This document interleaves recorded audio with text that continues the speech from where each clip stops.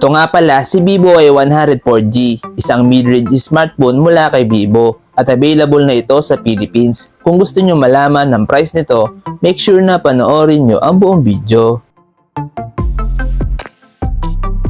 Meron nga pala itong 6.67-inch Full HD Plus AMOLED display with 1080 by 2400 pixel resolution.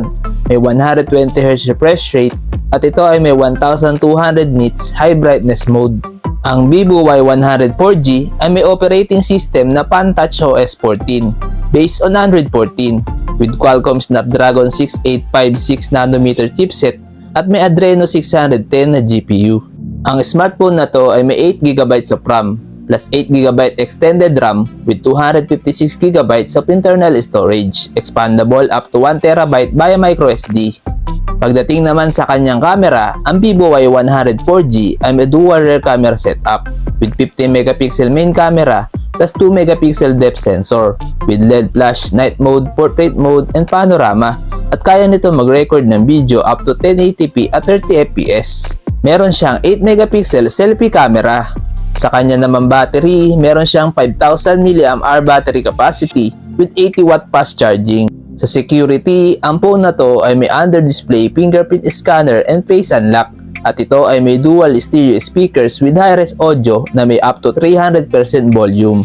Sa dimensions, meron siya 163.17 by 75.81 by 7.79 or 7.95mm at may timbang na 186 or 196 grams with IP54 dust and splash resistance at ito ay may dual SIM.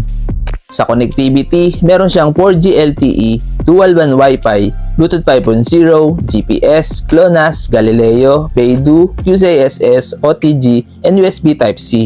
Ngayon, dito na tayo sa kanyang price. Ang Vivo Y104G ay may official price na 14,999 pesos. Pero sa ngayon, ang price niya sa Shopee ay 12,999 pesos lamang.